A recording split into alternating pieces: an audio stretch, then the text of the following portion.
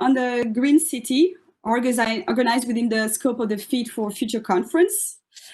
I hope you had a nice break for those who attended this morning's session on the productive city. I hope you've already taken many takeaways and learnings and inspiration for your own daily practices after this session.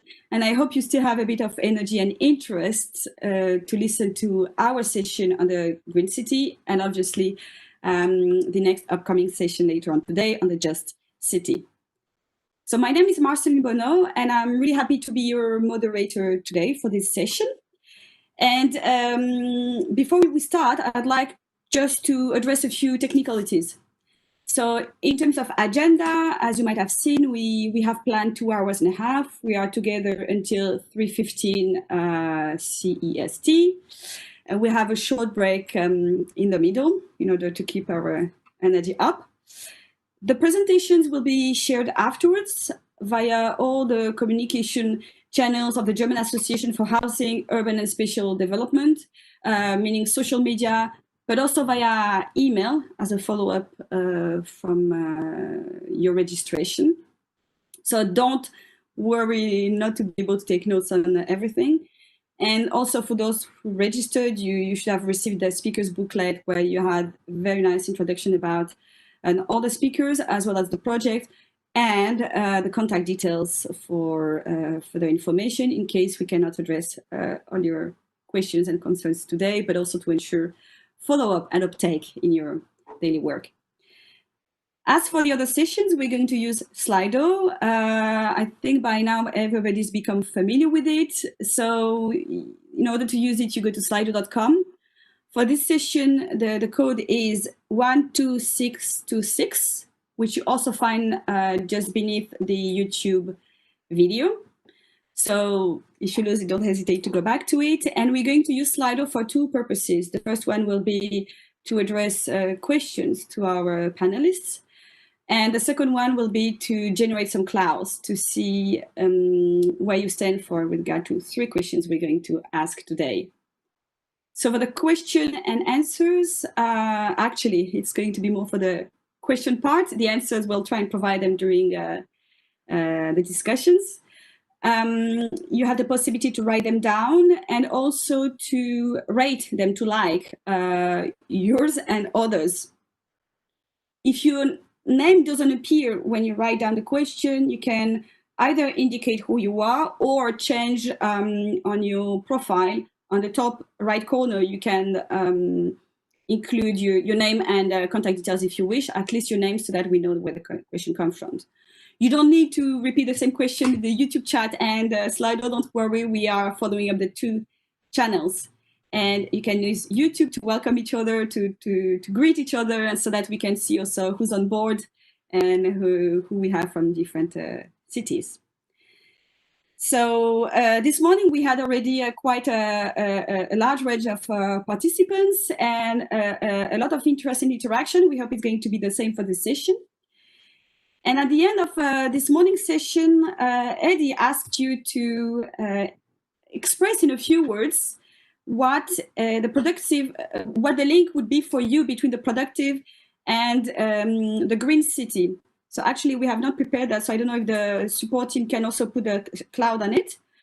But what's been very interesting was really the link in between this morning's presentation and what we're going to address this afternoon. You will see, I think it's all about integration and also what we said already this morning, the fact that we're not working in silos anymore and all these issues are interconnected.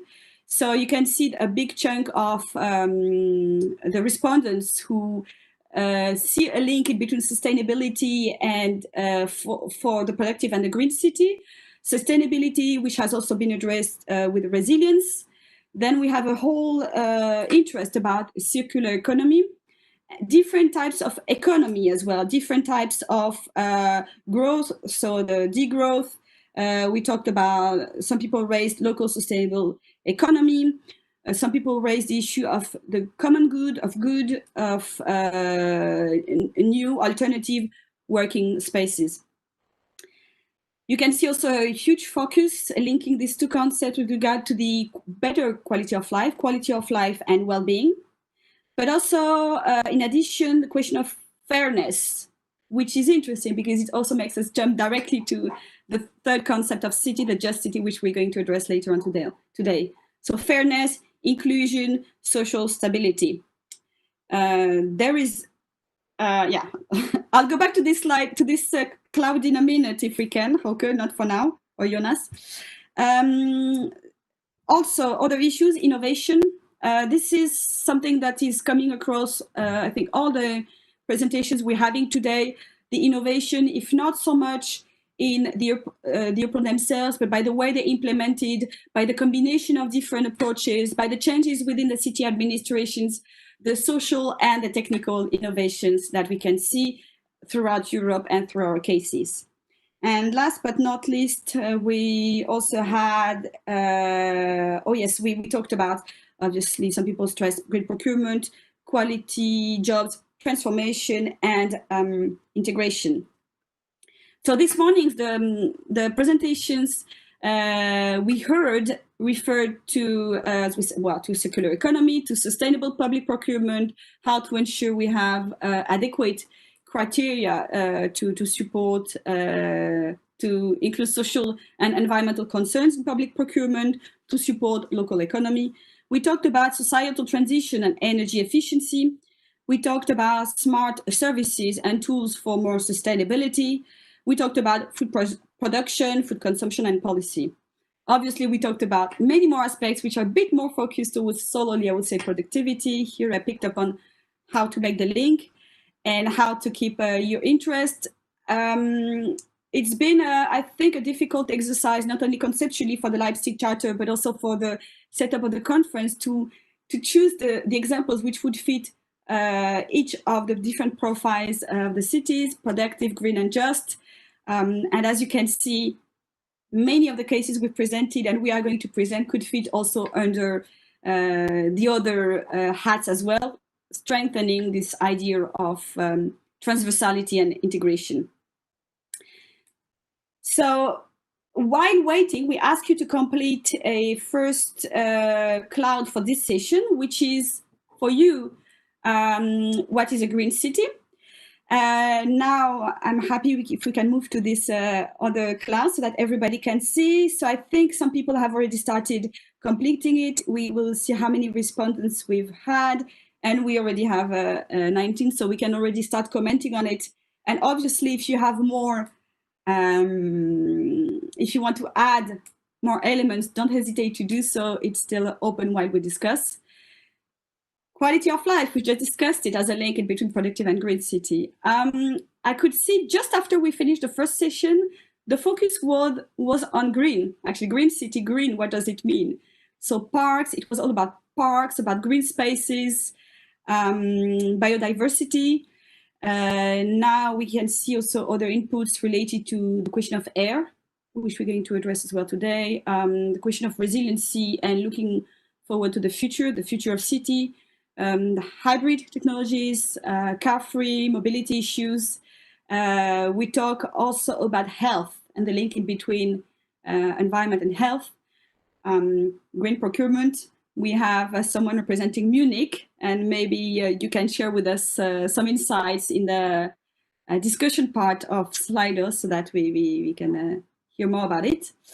And yeah, overall, environmentally friendly. So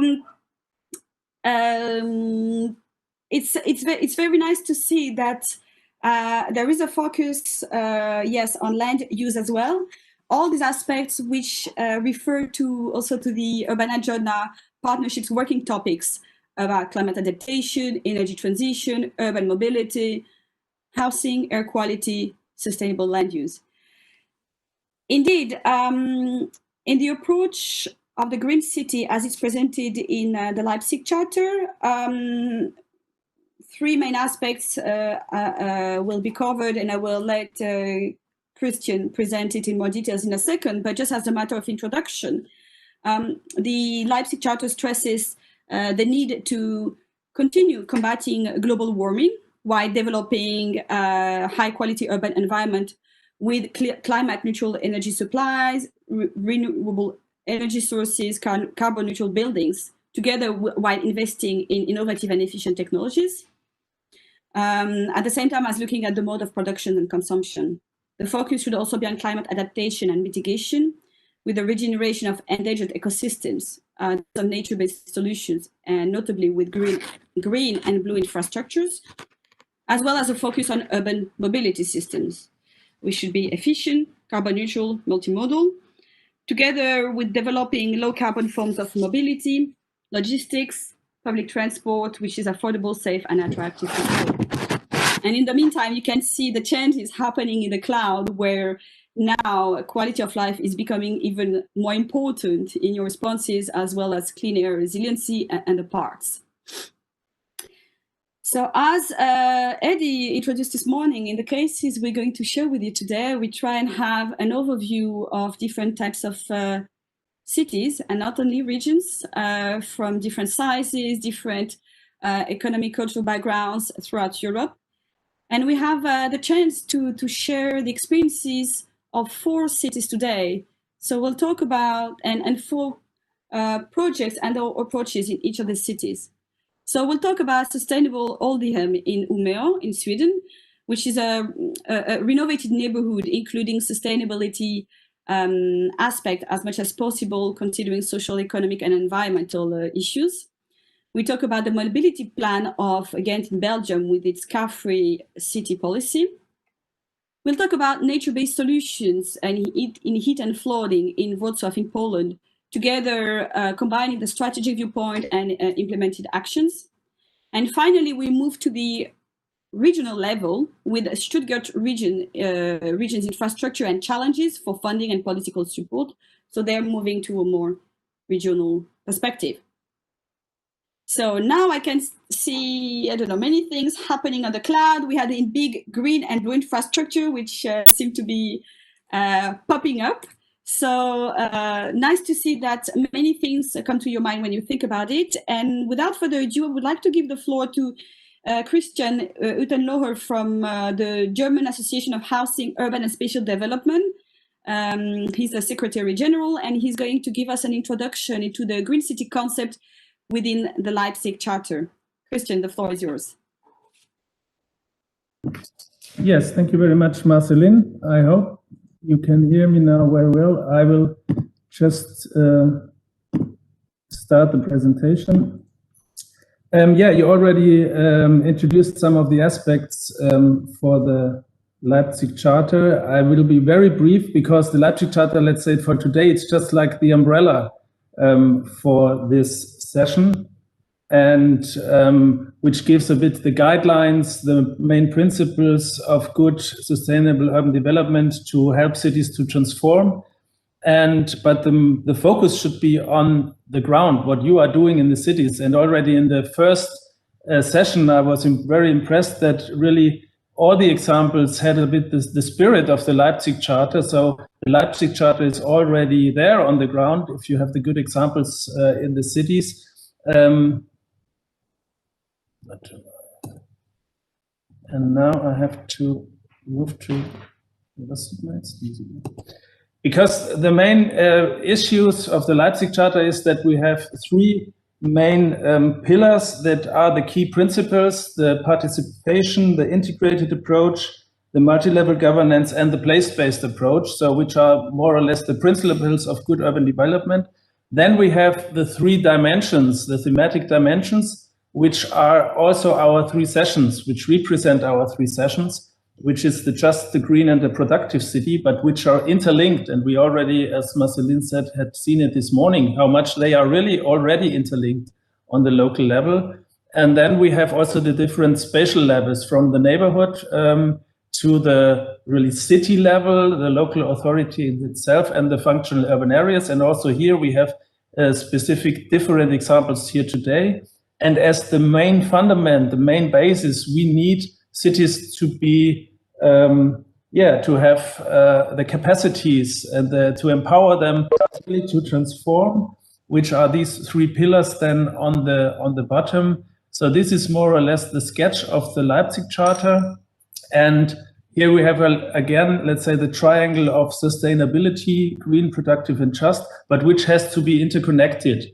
And we very much discussed in the whole process of the Leipzig Charter, because there's been a long discussion already 2 years from 2 years ago, how to integrate now the digital issue, because urban development and digitalization is very much interlinked. Digitalization very much enables sustainable urban development, but also is a process which is just going on. And we said that it's more or less not an area in itself, but the environment and the cross-cutting issue.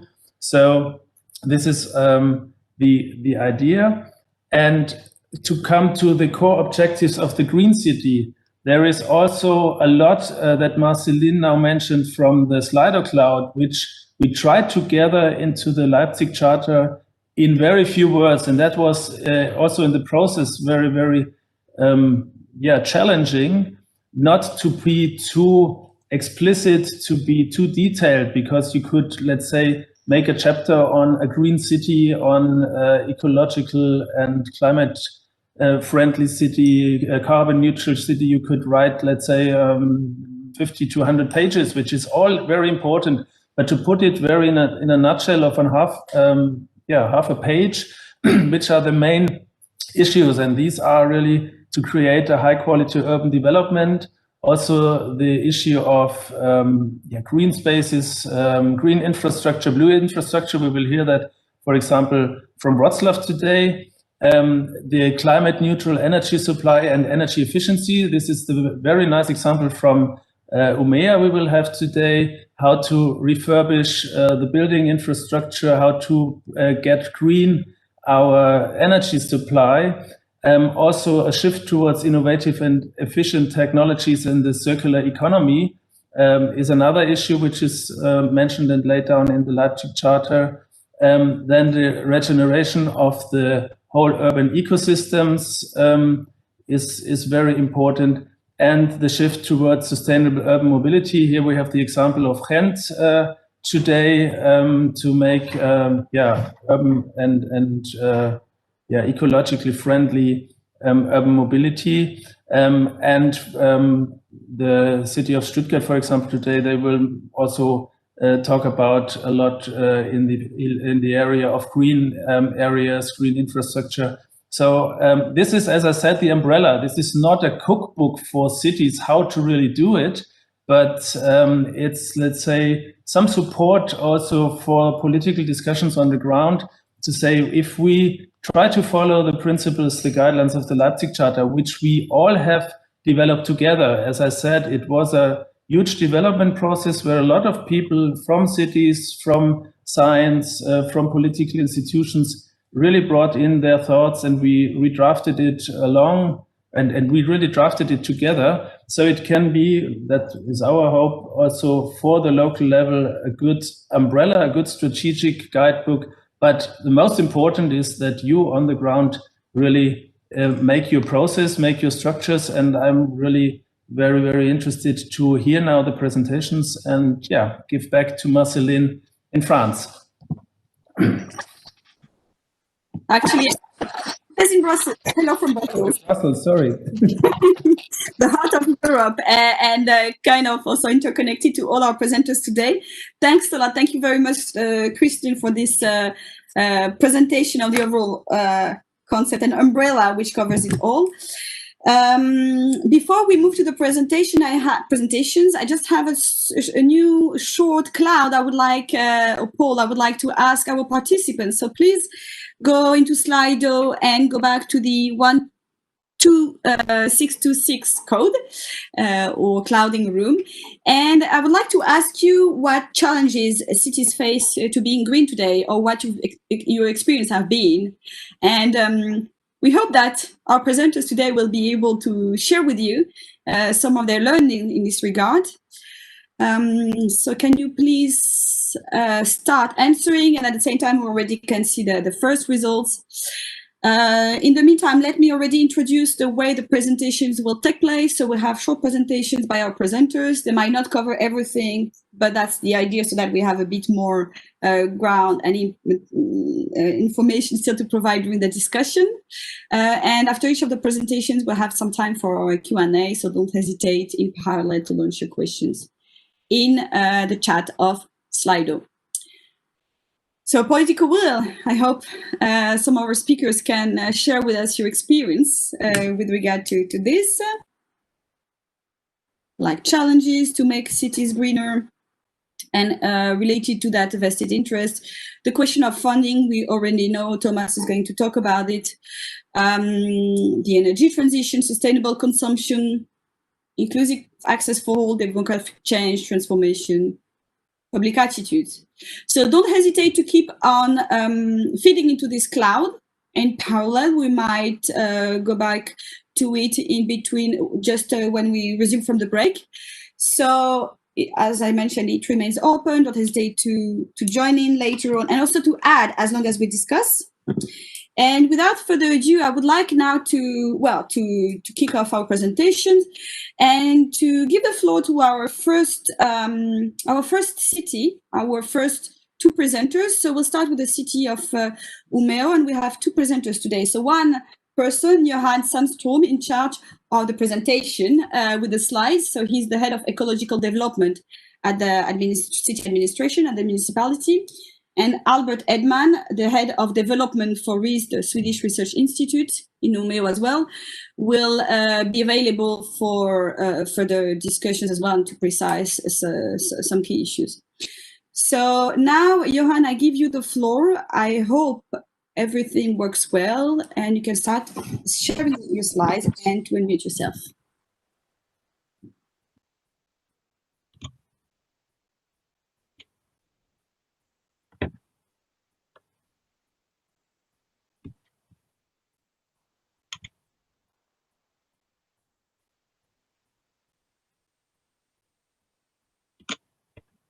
So, hope you all can see my slides now. As Marceline mentioned, I'm Johan SANDSTROM from the city of Umea. I'm head of a unit that are working with the ecological development here in Umea. And with me, I also have Edman from the RISE Research Institute. He can give you a little more depth details on sustainable Alidhem if there are some questions that I can't answer. And Thomas Olofsson, that was meant to be here from the Umea University, couldn't be here today, but I hope we can manage anyway. So, as you see on this slide, this is the beautiful city of Umea, and it's the northern Sweden's largest city. It's been growing rapidly the last 50 years. It's actually been doubled in size the last 50 years.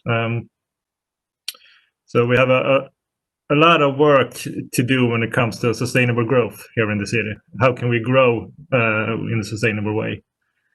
And it's a student city, and it's famous for its birch tree. I don't know why, but we are actually counting every single birch tree in the city center. So that's one focus area that we also have to include. First off, I'm going to give you a short introduction to our overall visions and targets here in Umea. Since I mentioned earlier, our growth here should be reached with social, ecological, and economic sustainability. And we're actually aiming towards 200,000 citizens in 2050. But we have to grow in a sustainable way. So it's a challenge for us, but I think it's a must. We have to have this vision. Since early this year, we also have adopted the new mitigation targets when it comes to climate change. So you can see on this slide, we are working to have a climate neutral Umea in 2040, and we are actually also has a project right now to see if we can do this even faster. So we are looking into how Umea can be climate neutral to 2030. And I also During the end of this presentation, I'm going to highlight the last target shown on this slide, the consumption-based target that we have, that I think is quite unique for a city to have. That we're also looking into carbon emissions that are being produced outside the city's border.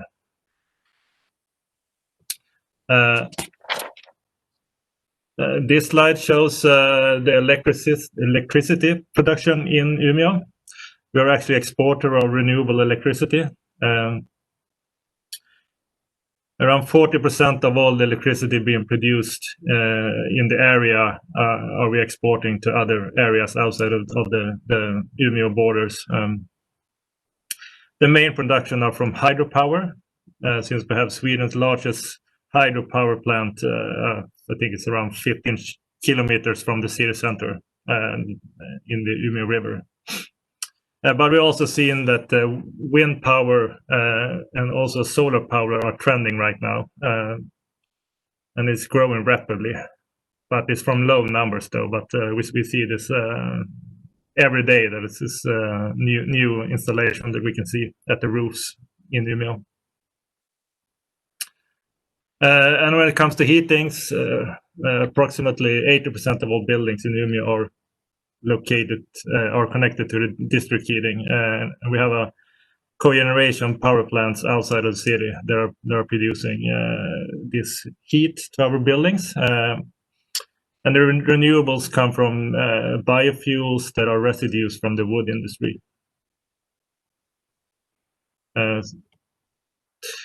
And now I'm going to give you an insight on one of the largest energy efficiency actions that has been done in Umea in the recent years.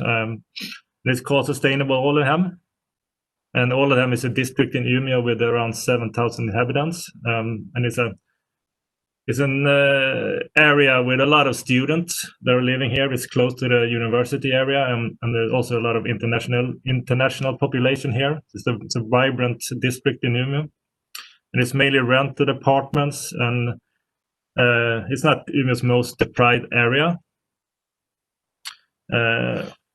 As you can see on this slide, we have a really large fire here in 2008. I think it was maybe the largest fire in Sweden that year, actually. So it was a devastating fire. The whole block of the district burned down. And after that, the municipality, housing company, and the university sat down and decided that we should build up this area in a sustainable way. And we made it as a national pilot. So we got funding from this Delegation for Sustainable Cities to do that. And the area that was included was there were around 1,000 inhabitants and residents in this area. And one important thing when we're doing this, that of course we're looking into energy efficiency, but we can't do actions that would raise the rent too much, since the people that are living here are not the people with the highest income in Umea. So that was one very important target for us. And it was a collaboration between the city of Umea, the housing company Bostaden, Umea Energy, and Umea University. And it was also, I think, one success for us that we have this collaboration.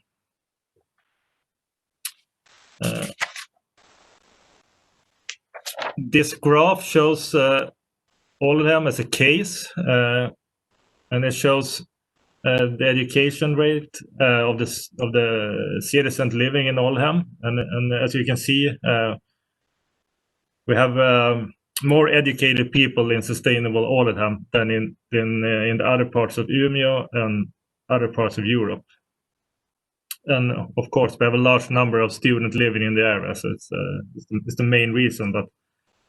But a lot of people here have studied longer than 3 years at the university. And study shows that if you have a higher education, you also have more engagement in and more knowledge about environmental actions and climate change. So I think it's a good way to to test things in this area, since we think that the citizens are really into it.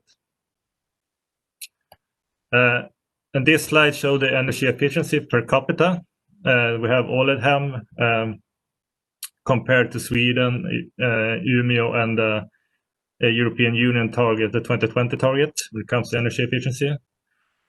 So after we made the action in Alidhem, we got a long way. And since there are a lot of same district around Europe, could be, I don't know, copy this into other districts, we actually can do a lot and maybe get beyond the 2020 targets.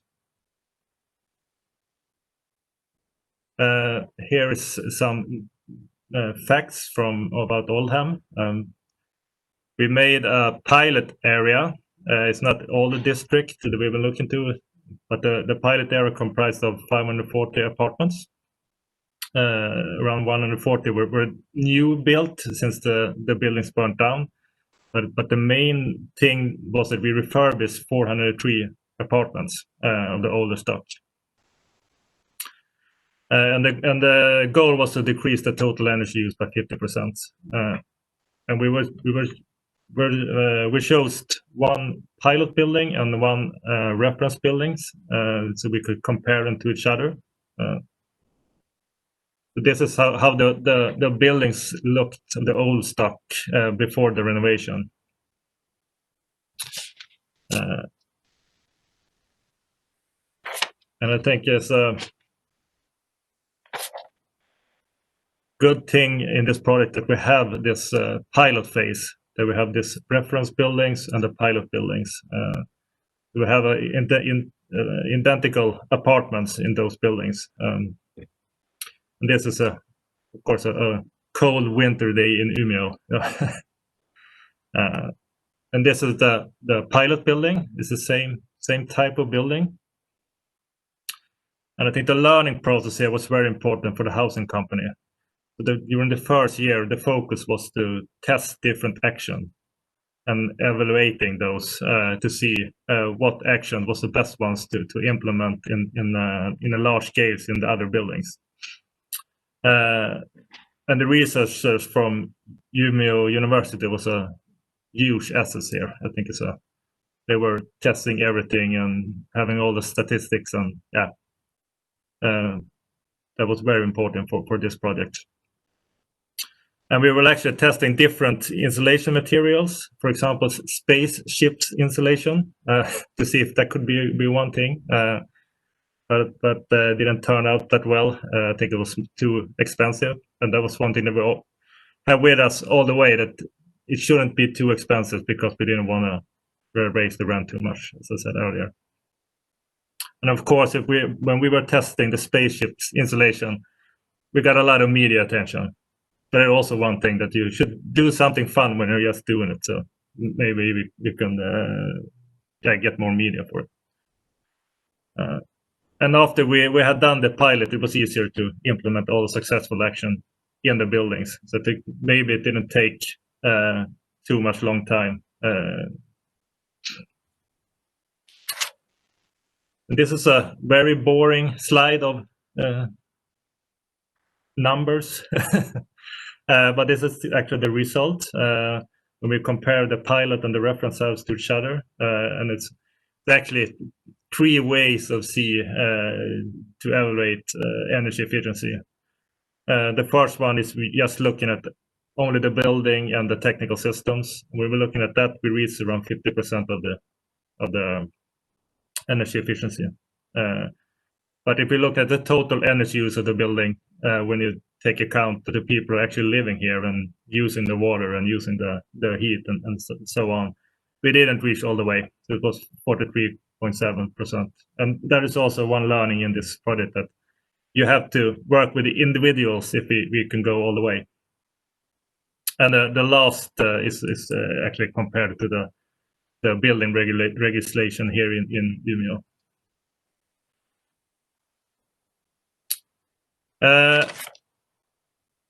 And I'm also going to give you a quick insight what we have been done since the sustainable Alidhem. And I think we have been pioneering in measuring consumption-based carbon emission. Usually when cities and regions and nations are measuring their carbon emission, we are only measuring the emissions that come from the city area or the region's area. But we know that a lot of carbon emissions that comes from the consumption from the cities in Umea are being produced in other regions or other nations. So we did a survey in 2018 to get a better picture of our footprint. And this is the result from that. I'm not going to get into every detail of it, but you can see that transport stands for a lot of emissions in Umea, and that is not that it's the same when you're looking at the territorial emissions. But here we also have the flights included that you don't have in the territorial measuring way. But it's also, I don't know, we also use it in a cognitive way to kind of like open the eyes for the citizens and the politician here in Umea that we have to not only looking into how Umea can lower our carbon emissions, like you've been seeing in the slides earlier. We have a lot of green energy here, right?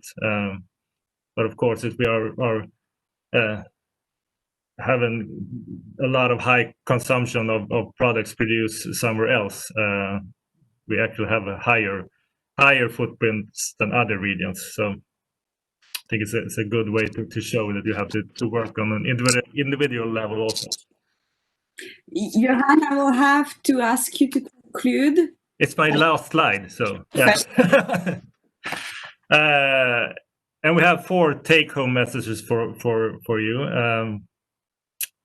And I think we always try to make it fun and communicating in a fun way to when we are working on sustainable actions. And you can see on this picture is a campaign that we did about lonely car drivers. It's a general 1.2 people in every car that are driven in the streets of Sweden and Europe, I think. And a lot of them are men. So we made a campaign about that. Yeah, it's so sad for all the men that are driving alone in the cars. So that is one example.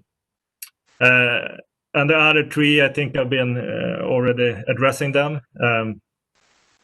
But important to involve a lot of stakeholders when you're doing those pilot projects. It could be hard sometimes, but you learn a lot. And it also shows that you can make energy efficient transformation without large rent increases. Because it's a problem around Sweden and also I think in Europe that when we are renovating our houses, the people find it hard to live there after the actions been taken. Of course, if we're doing this in a large case, we need funding. There's a lot of older buildings that has to be that we have to refurbish. 90% of all the buildings are already been built, so I think we need funding to smoothen the process a little bit. Yeah, that was my last take-home message. Thank you very much, Johan. And I had lots of questions popping up when you were presenting, and time will be reduced. I will leave the floor for the people to address them, or to raise their own questions, including more technical questions, because what's really interesting in your project is that, and in your presentation, is that we can really see the complexity of the project, which, as you said, encompasses well, people behavior, people attitude, but also the technical aspect and the details you provide us with the energy efficiency and all the results, as well as more governance related approaches and work with the private sector as well. So thanks a lot for that. Thanks also for providing us with some tips about communicating. So not only communicating and engaging the neighborhood and broader, not only this last slide, but also, as you mentioned, the spaceship elements that rose the media attention. So I would like to ask a Christian. So Christian had a question of his own, and a question taken from the Slido, and these two, one is more technical and the other one is more related to people and the way people can afford it. So Christian, can I let you maybe raise these two questions for speakers? Yeah, I think they are very much interconnected. In fact, the questions from Slido, which is very important, which we discuss also a lot in Germany in the refurbishment issue, is what are the costs and how can people afford it? And my question was, how is the interrelation of doing refurbishment of insulation and cutting CO2 emissions by doing this, and bringing renewable energy into the heating system? Because as I've seen in your figures that I found very interesting, the energy saving only by insulation is perhaps about 50%, but to get climate neutral, you need to integrate the energy efficiency issue, and not the energy efficient, the renewable energy into the heating to really come to the effects. And this is a very big discussion, for example, also in Germany. Yes, I think you have to have looking at the whole system when you're doing this. We cannot only look at this, of course, it's a district and we're looking at the pilot house, but you have to include the whole system. So if we have a district heating system here in Umea that are serving those buildings we heat, you have to have renewable energy in the district heating. And we also have a cogeneration plant that are actually producing electricity when we are producing the heat. We'll also have to address when we are looking at this. So it could be quite complex. And we also now have, like I said, our solar panels and people that want to produce their own energy. And this is, of course, it's good, but it's also how do you combine it with those large scale systems that we have. So if you want to go all the way, you have to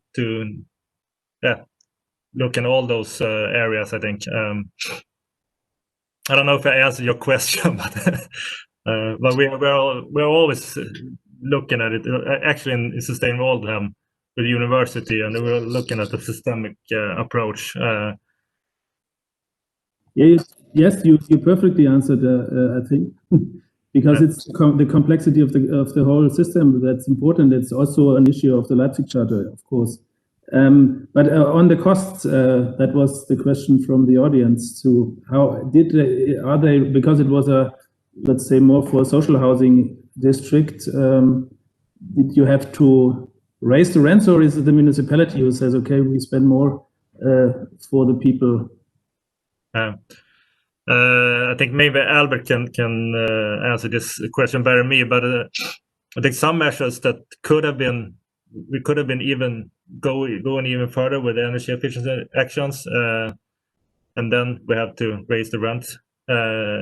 So I think some of the actions we actually didn't do, and when they are refurbishment, when we're renovating those buildings, of course we are renovating other stuff also, like the bathrooms and things like that. So you have to take that also in account, that what materials are you using when you're doing that. But I think Albert maybe could answer this question better. Yeah, I think there was a dialogue with the citizens on the sustainability transition of the neighborhood. And then, of course, there's a tenant association. So between the housing association and the tenants association, there was an agreement to a maximum rent increase of about 8%, which was at the time in Sweden was very low. It was approximately 40%, I think, on average. So it's much lower. So the way to address this was that they set up an experimental framework where, as Johan was mentioning, these pilot buildings, where they really put all the new technologies in, evaluated the potential of energy and climate impact, and put that in relation to the cost benefits. So there was actually things that you could have optimized, you could have maybe reduced the climate impact even further, but some solutions were deemed too expensive with the budget available. And this was then also to have the citizens on board, because it's not really great fun to be part of an energy efficiency project. If you've lived in a renovation, it's not super fun. So it was a big challenge for the housing company to have the citizens on board, the inhabitants in the neighborhood on board. I think that was one of the success factors there. Thanks a lot. Thanks very much, Johan and Albert, for your precisions, and Christian for your questions. I have just a very last question, if you can briefly, so if you can answer it in Slido, it would be great, or you write it somewhere, I will copy paste. The question about funding. How did you fund the whole project? So I won't let you answer out loud, please write it somewhere, and we'll share, and we'll see how much time you have next to further come back to your case. Sorry about that, but thank you very much. As you know, we have 3 other very interesting cases which will come out, which will be complementary, and that we want to share with everybody. I'm trying not to get down all the frustrations. As mentioned, we can try and communicate in parallel via the chats. But also you have the contact details of the speakers, so don't hesitate to also go back to them afterwards, especially as we talked about copying the approach and transferring to other neighborhoods or other cities. So thanks a lot again. And I will now like to give the floor to MERIJN. So MERIJN, I'll do my best. MERIJN from the city of Ghent, GOUWELOOSE. And he's from the pedestrian and collective transportation team within the mobility department of the city administration. And he's going to share with us the project of the mobility plan of the city of Ghent to make the city center free from cars. MERIJN, the floor is yours.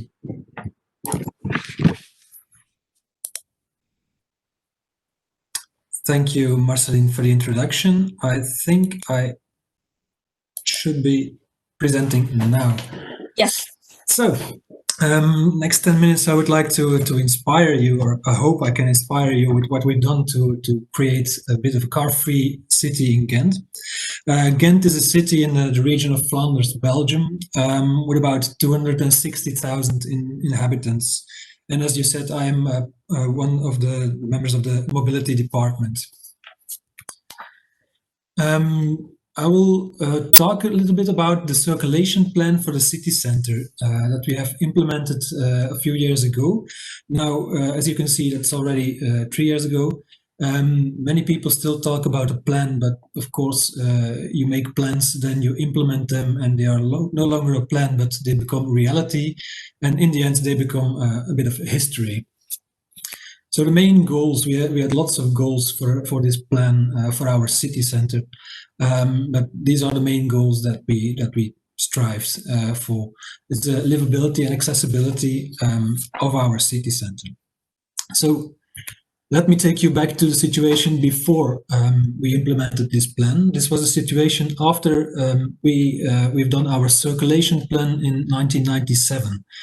So it was 20 years before the more recent one.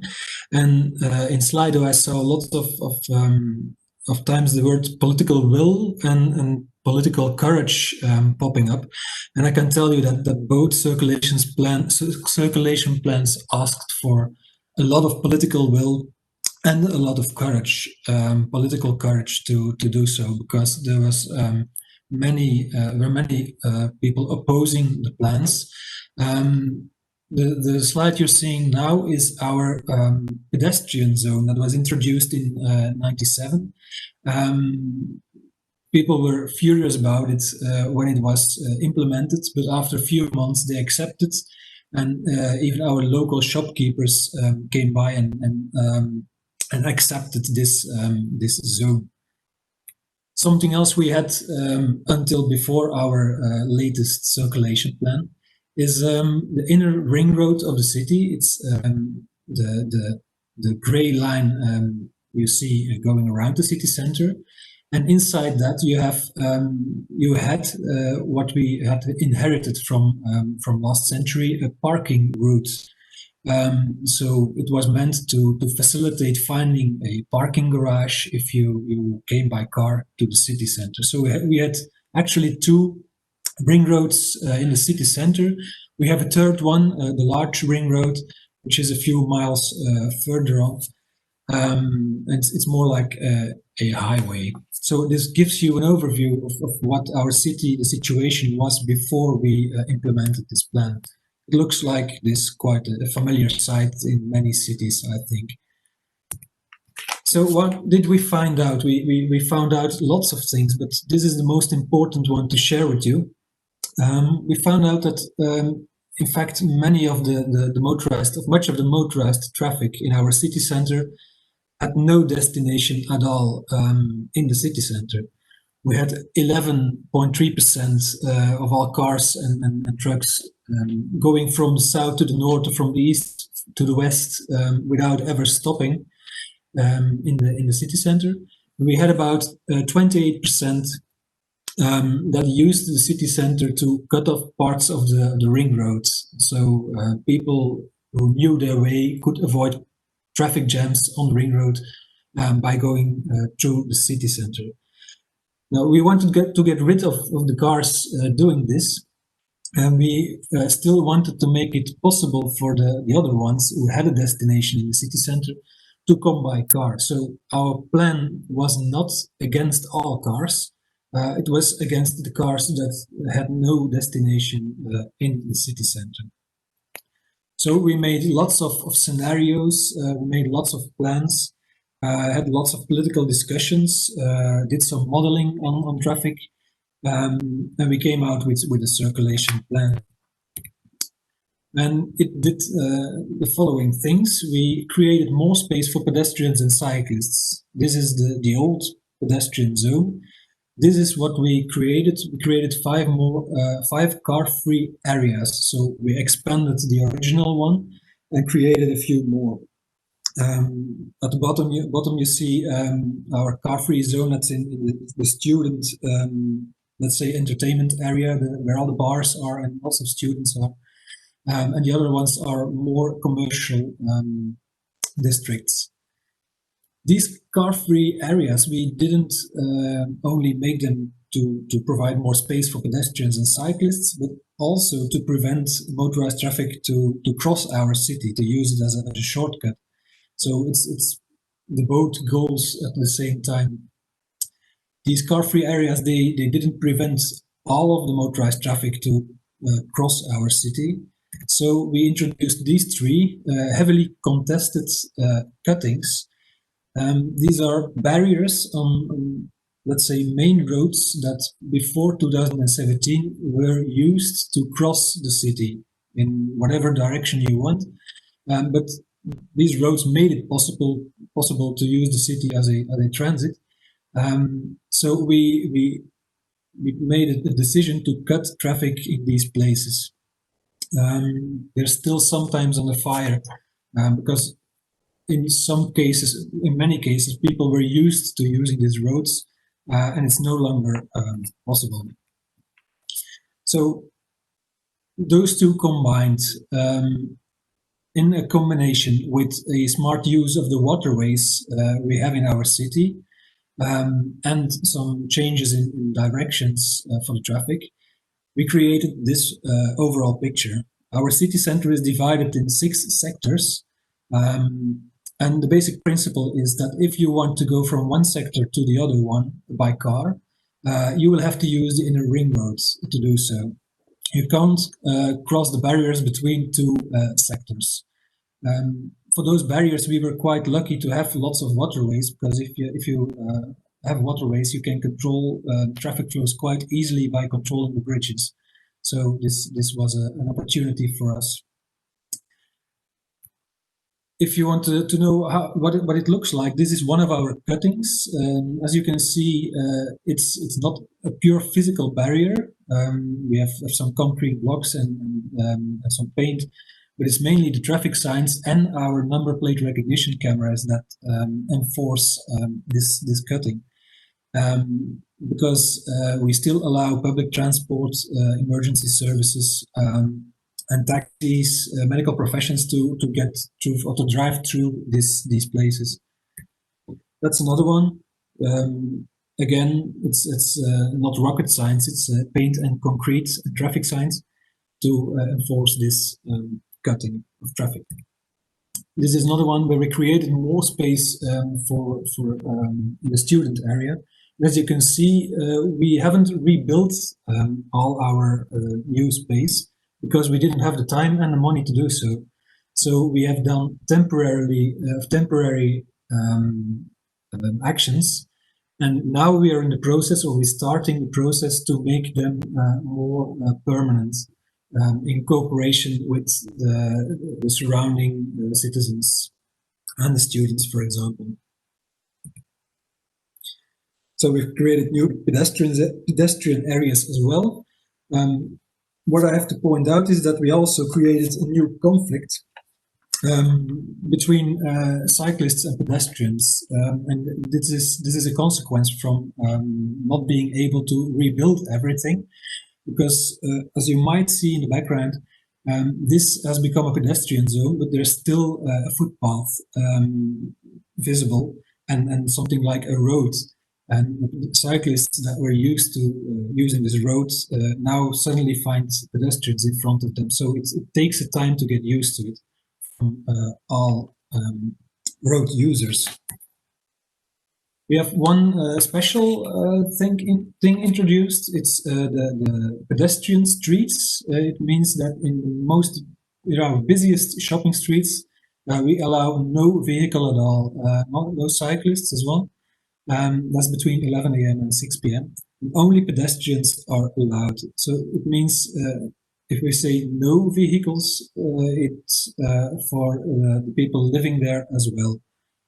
So it's quite a heavy measure, but it's widely accepted by now, except for the student population on a bicycle, because every year we get an influx of new students who are not really used to this concept of a street where they are not allowed to cycle.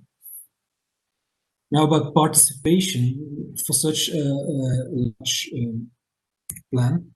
We had some debates, we had evenings, we had meetings and talks with stakeholders, with medical professions, with inhabitants, delivery services, enterprises, shopkeepers, all of those. But if we are honest, we could have done better. These are both newspaper cuttings in Dutch, and the left one says that the weak spot of the Ghent mobility plan was the participation, which led to almost a public referendum, and the image of a top-down approach for this plan sticks to the city council. So in the end, we have formed a citizen council with about 150 citizens of Ghent, and they could have their voting about lots of the measures we took. And in the end, they ended up with a list of changes they proposed, and we did many of those when they suggested those. Because most of them were quite just. Now we saw a modal shift, which was one of the ways to reach our goals. We saw lots more cyclists in the city center, and if we look at the cycling traffic coming to the city center, we see an increase in 35%. Public transport went from 5% to 10%. Mainly because it was less attractive to use a car, but also because the commercial speed of our public transport has risen by about 6%, I think. What about motorized traffic? Our goal was not to take out all motorized traffic, but we saw a 36% decrease of motorized traffic coming to the city center, and a drop of 60% of the transit traffic. Remember that slide with those arrows. Those 40% still going through the city center are mainly public transport, medical professions, taxi drivers, and the like. As a side effect, we almost have no more congestions in the city center, and only a slight delay on the ring road of about, let's say, 5 minutes longer. So to give you an overview, this is the modal split of the Ghent citizens at the end of 2018. As you can see, the use of a car is no longer the dominant way of transportation. We have lots of cyclists, and the use of a car is declining. So I'm reaching the end of my story. We have learned a few things from our circulation plan and from making the city center car-free or less busy with cars. So we're now doing 6 neighborhood mobility plans with about the same goals, but different from last time. Participation is now a very big thing. And before even starting with the plan, we're asking everyone in the neighborhood what wishes they have for their streets, how they want to get around in their neighborhood. And that's a difference. Last time, before 2017, we came with a plan and we asked everyone, what do you think of the plan? Now we ask everyone, what do you think? And we make a plan out of that. That's a different approach, which for now seems to work. We have finished our first stage for 2 neighborhoods, quite small neighborhoods, and we got about 2,800 suggestions for what people want in their neighborhood. So we had lots of work to distill a plan out of it. But now we're almost ready to get back to our citizens with 3 scenarios made out of their input. So that's a difference, something we learned from last time and we try to implement now, and that I can give you as a take-home message.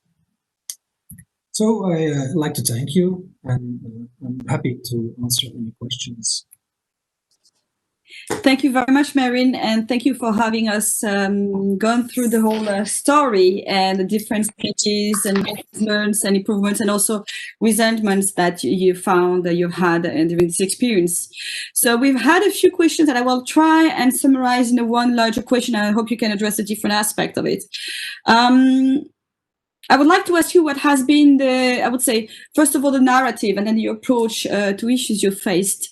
So the narrative of developing this plan, especially with regard to car owners on the one hand, how to make it viable for them at the same time as the shop owners. And obviously not only in terms of communication, but obviously in concrete terms. We've had a remark from Athens sharing the experience where, in their case, it has led to more traffic congestion, but you've just showed that it hasn't been your case, the case for you. So if you could explain that a bit more and share how come it hasn't led to more congestion, and the issue of who have been the strongest resenters of the project. You have teased us on that, especially with regard to the newspapers articles, but it would be great if you could address this. So the addressing car owners and shop owners, traffic congestions, and related also to the first one, the main resenters. Thanks. Okay, it's a lot of questions in one question. The narrative for car and shop owners was that we were not against car use.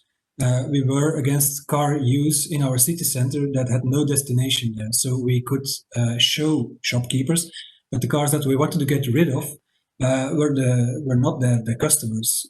It's just people driving through and making your city less attractive for those who you want to get into your shops. So that was one narrative. We had difficulty, let's say, selling this narrative outside of the city borders of Ghent due to a restricted budget. So we found out afterwards that lots of people living further away from Ghent, they had an impression of Ghent as a car-unfriendly city. In some cases that was just, but in many cases we couldn't turn this narrative again. As to the congestions, we had quite a substantial communications campaign in the running up to this to the introduction of the plan. The plan was implemented in one weekend overnight, so we changed about a few thousand traffic signs and street directions. It was a very exciting moment. But in the weeks before, we've done lots of communication on social media. We had stewards in the streets handing out leaflets and maps. We had a dedicated route planner which showed you the route you took before and showed you how to navigate after.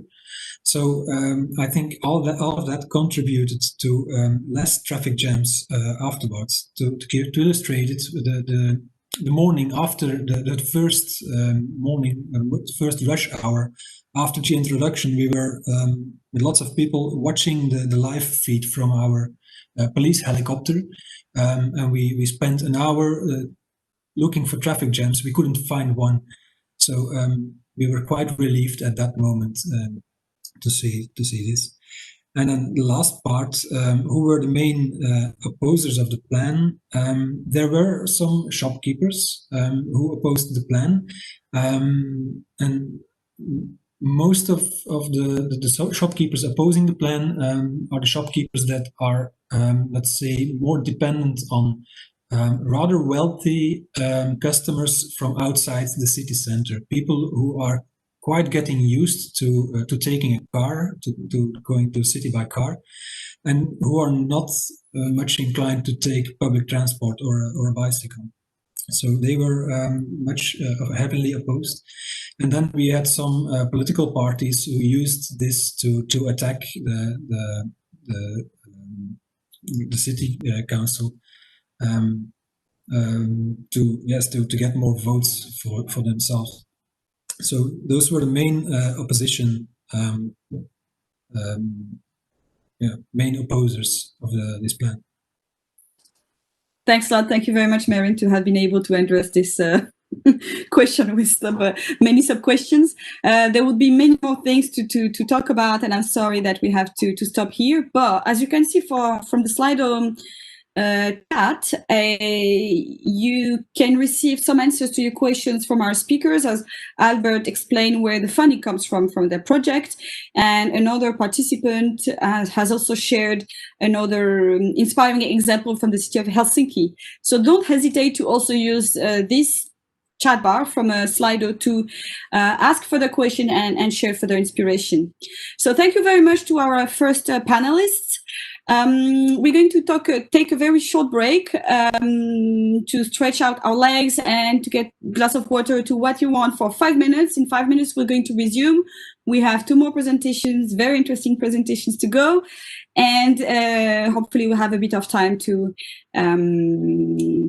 also further debate and exchange on some of the issues that we kept in mind for the debate. So in 5 minutes, we resume. See you very soon.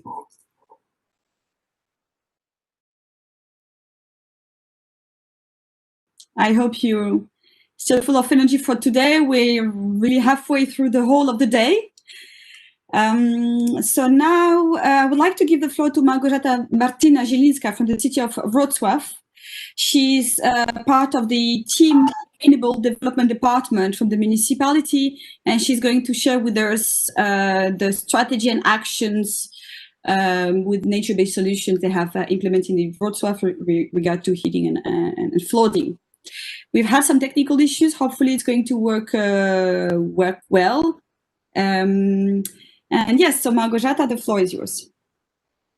Hello, I hope you can see my presentation. Okay, great. As it was mentioned before, I work for the Wrocław municipality, and the Wrocław city is 4th biggest city in Poland, located in southwest part of Poland. And Wrocław challenges in relation to climate and water management are flooding, and recently especially the flash floods due to heavy rains, and the the picture you can see on the left side, on the right side, sorry, is the result of heavy rains that appeared this year in June. So that becomes quite common. And the other problems we have, there are heat waves, frequent during summertime, with temperatures reaching 35 to 39 degrees centigrade. And well, we also have an urban heat island. As you can see on the picture on the left, the red area is the area of urban heat island within city borders. Okay, and I'm trying to get into next slide, and I'm having problems. Okay, and the way to face these challenges is by embedding blue-green infrastructure in long-term city planning, development, and management.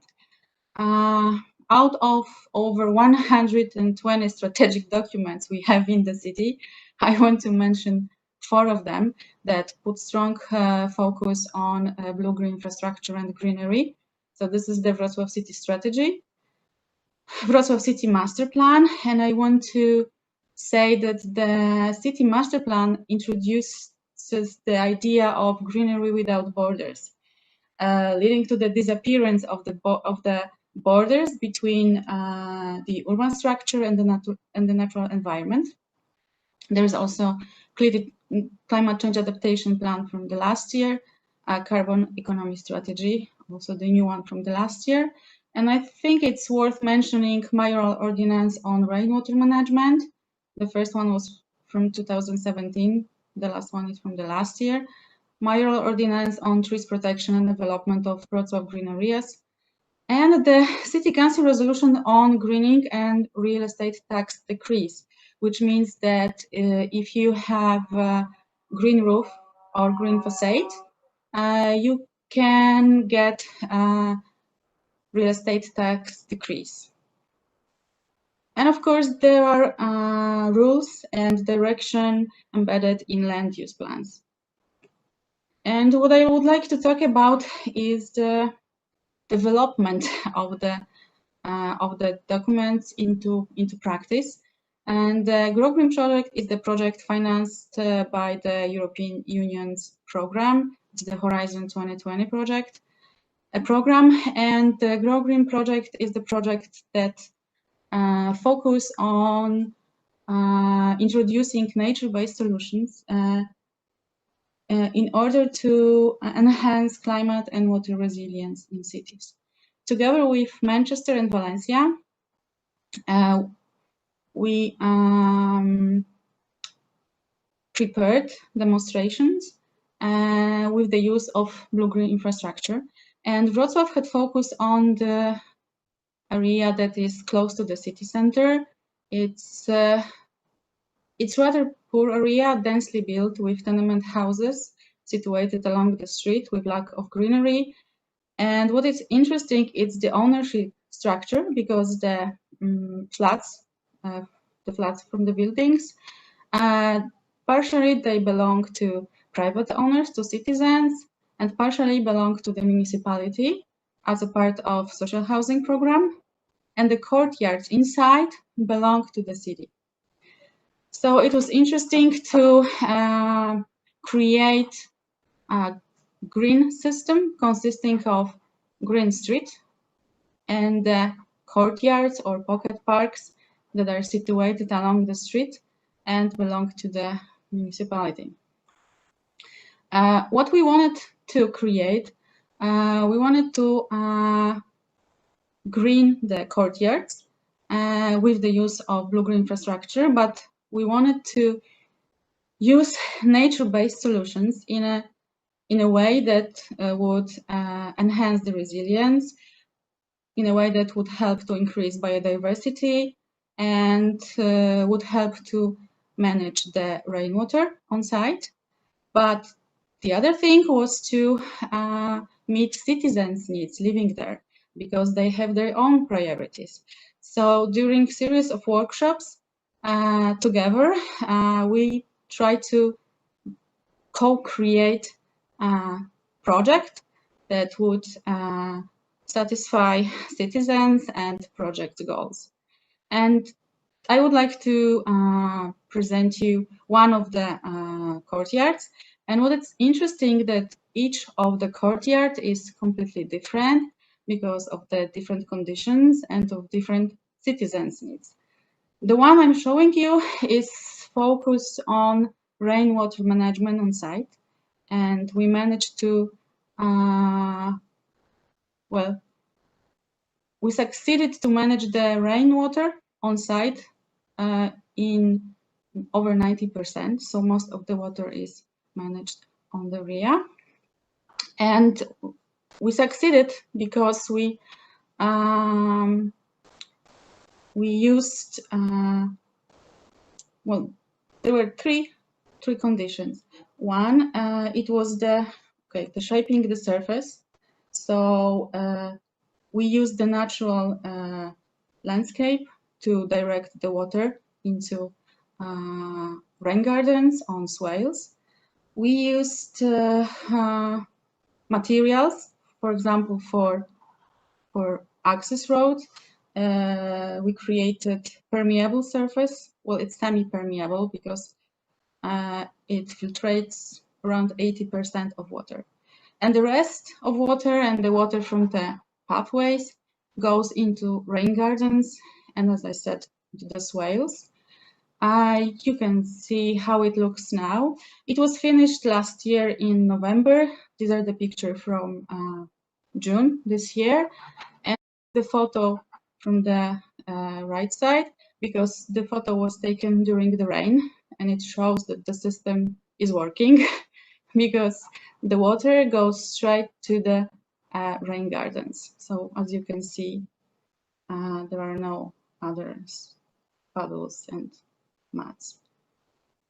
And we are testing solutions on bigger scale and on smaller scale as well, because as you can see, we used specially formed cobbles for the access road, and we're also testing whether it's better to cover it with grass or stone crops. I must say that grass works better. But during this project, we are trying to test some solutions that normally we wouldn't be able to test in order to replicate these solutions in our other projects and solutions. For example, in another program, it's a municipal program, Grade into Green. It's dedicated to kindergartens and schools. And what we're trying to do, we try to get rid of the concrete surface that covers courtyards around the schools and replace this with greenery, with blue and green infrastructure, and with also educational aspects. So not only we design this in a very dedicated way to focus on rainwater, on increasing biodiversity, but also to educate children about the importance of storing water, and even to encourage children to water the flowers. I don't know if I have more time to focus, but I think that the biggest challenge we are facing now is to convince private investors to use blue and green infrastructure in their investments. Because as a city, we have decided to go this way, and this is a priority to use nature-based solutions in all municipal investments, whether it's a new road or a new park or another investment. But we are struggling with convincing private investors to do so. And that would be all of my presentation. Thank you. Thanks a lot. Thank you very much, MALGORZATA. Please all remember that you can use Slido to ask questions and or to share some cases that you'd like to share as well. You've just finished by talking somehow about the upcoming challenges, but before going into the more technicalities, I would say, could you share with us what is the bigger vision right now for the cities in terms of, in light of the worsened weather conditions, increased flooding that you might occur, and overall the climate change that we're in today. So you, for example, talked about the Green Growth project, which is an H2020 project. So at a strategic level and implementation level, how are the next years going to look like? How is it going to be supported politically, and how do you see you'll be able to continue implementing these measures, which are unfortunately being increasingly needed? So as I said before, we have this political will to use nature-based solutions in our investments, in municipal investments, and we are hoping to continue on this. And I think that the biggest challenge is to convince citizens, because sometimes citizens see it different way. For example, we had these problems with other courtyards where citizens wanted to have greenery, but not with the cost of a parking space. So I guess the thing we have to focus on is to work on education, and as I said, education of citizens, and also convincing investors to start using these solutions. Of course, we can do this by special regulations in land use plans, and this is one thing we are working on, because strategic documents, they are not as strong as local law, and what we are working on now is to prepare the right regulations in land use plans. So it would be obligatory for developers and for citizens as well, but together with education. I don't know if that answers your question. Yeah. Thanks a lot. And we have a similar question to before. So how do you fund all this implementation? We know you mentioned H2020, but can you mention briefly some other projects or some other funding resources you're using for implementing your actions? Okay, so when it comes to municipal investment, as I said, it's just a rule that we have to use nature-based solutions. So it's not like we have the separate funding for it. It's just, for example, when creating new truck trams, instead of using concrete or gravel, we introduce green tram tracks. So it's just a way of solutions we use without during our investments. And we don't have the, well, that's what we're working on as well. Try to compare the cost of gray infrastructure and blue and green infrastructure, just to show that blue and green infrastructure is, well, cost less. So as right now we are just using this solutions in our investments, but are working on this study, on this comparison, to convince private investors to do so. Thanks a lot, Malgorzata, and thanks for this very interesting last part about, I would say, embedding the vision in the daily work of the administration, including the cost-benefit analysis on the one hand, but also really integrated the different aspects in the daily work without changing fundamentally the structure, but more the approach to it. So thank you so much for that. You raised again the question about collaboration with the private sector, with owners, as we were discussing before as well. So we see obviously in all these different projects issues which come up regularly, and as we know, so from the cloud, there are some challenges that are still there across all the projects. So thank you very much, Malgorzata. For those who still have questions, you can use the Slido for that. And as we talked a lot about funding, we now move to the regional level, talk about infrastructure and the possibilities for funding and political support at the region of the level of the region of Stuttgart. So I will invite Thomas KIWITT, for the head of the Department of Regional Planning from the region of Stuttgart. We have a nice picture of Thomas with us today. Unfortunately, we're not going to see him as he had a cycling accident last week. He's fine, but still prefer to use the picture. So Thomas is with us and willing to share more. Thank you very much, Thomas, for taking on your energy to share this very interesting case and example with us today. The floor is yours. Good afternoon, everybody, and thank you, Marceline, for explaining why you're using the picture. So now I'm going to talk about green infrastructure. That's obviously much more safe than using it, actually.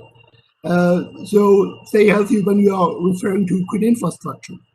As Marceline already pointed out, I'm doing this from a regional perspective.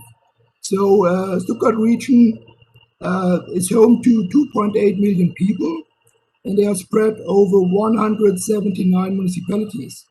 And these are not big cities. Most of them do not even have 10,000 inhabitants. So most often they're very small municipalities, small towns, some of them, but have to tackle very strong economic players. So the Porsche, Daimler manufacturing facilities are actually, if you look at it, in towns with much more, with much less than 10,000 inhabitants. So the task of the Verband Region Stuttgart is to coordinate the spatial development. We are in charge for providing the metro services, the S-Bahn services. We are in charge for economic development, also mandatory spatial planning, but also the development of green infrastructure. And to start with,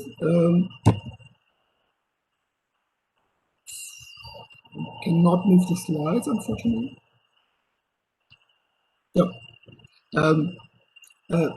What is very important if you're talking about Stuttgart region is that the DNA is really coined by car and machinery industry, but also there is a strong focus on open spaces with an amazing landscape, with a long-standing tradition of agriculture, of having vineyards. So we have both. We have a very dynamic and prospering economy, but also, and we know this from several surveys we did on a regular level among the population, that most of the inhabitants consider open spaces as the most important locational factor. So that's crucial for our future development, that we also invest not just in the traditional infrastructure, but that we also improve the green infrastructure. So green infrastructure is especially necessary to make the future of the region a success. And that's why I'm not so very happy with the division we have seen today. We cannot speak about the just, the green and the productive city. I think especially in Stuttgart region, the green part is very essential to be successful as a productive city. So we need to have all aspects in mind, and there are no separate solutions to be either green or either productive or either just I think all aspects are equally important, and that's why I want to talk about green infrastructure as a really integrated part of the overall regional development. As MALGORZATA just pointed out, I just want to start also with the mandatory regional plan. I think open spaces, especially if you are talking about very dynamic cities or regions, needs protection. So if you do not have an instrument available that keep open spaces open, they will be used for anything else but not for green infrastructure. And that's why we're putting a strong focus on the mandatory protection of open spaces.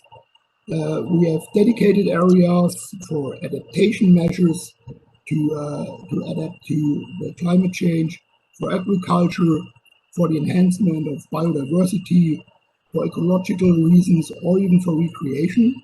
So this regional planning is binding for local land use plans. There is no zoning, no building permitted within these green open spaces. And as you can tell from the map on the left-hand side, this is a vast area that is not capable for building, where building is not possible, where the municipalities are not allowed to do any kind of zoning. We have done these planning procedures with a strong participation of the municipalities, of the population as a general, but we also have a very strong political commitment of the regional assembly. The regional assembly is directly elected, so all the parties have a political program for the future of the region, and for the most parties, the improvement of the open space situation is on the very top of the political agenda. So we have a strong political commitment for the development of open spaces among most of the parties. So there are, of course, options for further development, for infrastructure, for the use of renewable energies, wind turbines, and the like. But there's also a very strong focus on green infrastructure and improvement of open spaces. Sorry to be interrupting you. We don't hear you very well. Now we don't have this additional sound. It should be working. Thanks a lot. Sorry about that. Thank you. So the instruments we are using to improve green infrastructure is a funding scheme called the Regional Landscape Park, Landschaftspark in German. And this landscape park funding scheme exists of two basic elements. The one are master plans. We provide master plans as a bundle of good ideas together with the municipalities for several areas of the region. So we have been ending up, after doing so for a while, with an amazing amount of very good ideas what can be done to improve open spaces.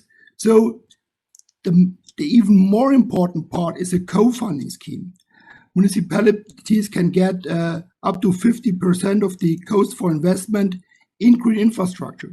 So we are giving ideas to the municipalities. We're developing ideas and concepts together with the local level, and we chip in 50% of the investment, which sums up to 1.5 million euros every year. That's our annual budget. And we have been doing so for the last 15 years. And now we have altogether like 250 projects all over the region. You can see the black dots on the map. A regional invest of 20 millions. The same amount, or at least the same amount, has been brought in by the municipalities. And we have quite a significant amount of third-party funding. So if you put all these things together, we have around 100 million euros invested during the last 15 years in the improvement of open spaces. So bottom line, I think it's very important that if you really consider green infrastructure an important locational issue, and if you are willing to improve the quality of this important locational factor, you have to bring money. There's no such thing as a free cake here. So improvement just comes with investment. And that's why it's important to look ahead. When we are talking about green infrastructure, we understand a very wide range of possible projects. I mentioned the ecological value. We have done wetlands. We have seen an improvement of riverbanks, bypasses for fish, biocorridors. So typical measures to improve the overall ecological situation, but also very strong. We have been putting a focus on recreation and health issues, hiking trails, biking trails, canoe camps, installations for barbecue, for camping, for picnics. And furthermore, we have been improving the putting more accessibility to the cultural parts of heritage. We have vineyards on the steep slopes, traditional orchards where we're improving the agriculture, the owners to put these things to market. So direct marketing is also an important part of our activities here. We have done education and integration activities. We have educational trails to explain the traditional agriculture, but also to make newcomers to the region feel at home, because we follow the theory that if you understand the background of the landscape, it's much easier to make yourself at home. We have alone during the last 10 years, we have 100,000 people coming to the region and staying there. So it's very important to integrate them in the social situation. And all these measures take place outside the cities in the traditional open spaces, but also within the cities. So as we have seen from the example from Wroclaw, it's also important to bring open space quality and ecological value into the cities. And of course, we are looking at an easy and comfortable access for all. So equality and easy access is also very, very key for our measures. So we have done pretty good so far, but we now see the COVID-19 pandemic as a game changer. We expect much more needs. We have to improve our healthcare hospitals. We have to improve the social security. We have to improve social infrastructure. This will all cost a lot of money. And at the same time, we all have from the lockdown experience how important it is, especially in densely populated areas, that you have access to open spaces. So we need more open spaces. We need easier access. We have to spend money for additional tasks like healthcare and social security. And at the same time, we see a very severe economic downturn. That means the company taxes will be very reduced in the next 1, 2, or even 3 years. So on a midterm perspective, the local units will have more money available, but the tasks are really increasing significantly. So reduced public budgets and more tasks to fulfill. The question is, how can we achieve that we really keep political support for the investment in green infrastructure, even when we are running out of money? So we started with some thoughts on this, and we are, of course, at the very beginning with this very big challenge. But I think it's clear sustainability and the achievement of sustainability goals happens even in crisis, or it will not happen at all. We have seen this during the last years. It's easy to invest in green infrastructure as long as you're doing well, but it does not allow to stop you doing so when the budgets become tight. And I mentioned that we have to deal with small and medium cities in most cases, but the important steps are local, and the important steps have been done by small and medium cities in the region of Stuttgart. And that's why we are about to provide a strategic consultation for the municipalities. We provide a long-term view, what to do, how to deal with the challenges. So to give you a few examples, we are about to provide an overview to give information on the strategic goals of the UN Sustainable Development Goals, of the Leipzig Charter. So because we see that we are very good on a strategic level to bring in new goals. The Leipzig Charter will be revised. the territorial agenda will be revised. But from our experience, we know that there is an additional step necessary to bring these strategic goals down to the local level. They will not be there automatically. So there is a link is important, and we think that regional authorities are capable to just do this translation from the European level down to the very concrete local level. We are about to underline the importance of health issues in planning procedures. We see that health issues are not always implemented in land use planning or concrete zoning, so we want to make sure that health issues, and especially the access to open spaces, will be kept in mind when thinking about strategies for urban development. And we also want to make sure that the relevance of green infrastructure for a sound economy will not be neglected on the local level. We depend on the migration of workforce. Due to our demographic situation, we have to make sure that people want to come to the region. So if you want to attract people coming to your place, you need jobs, you need infrastructure, but you also need a high quality of living, and green infrastructure is an essential part of this.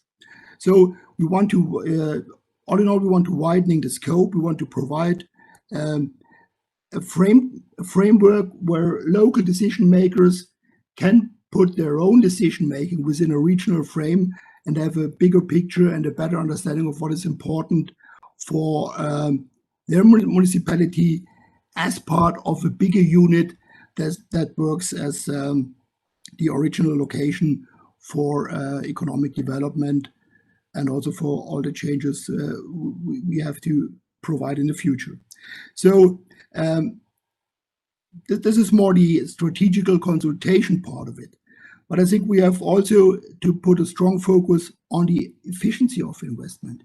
If we are just allowed to invest smaller amounts of money, we have to make sure that we can get the best out of this investment.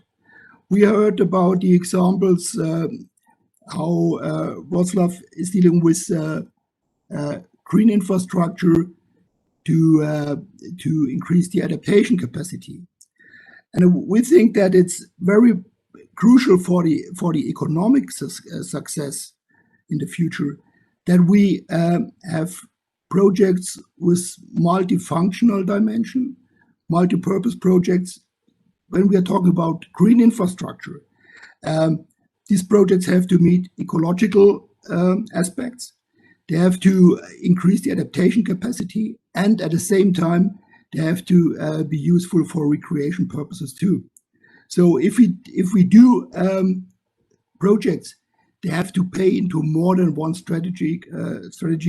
They have to meet several aims at the same time.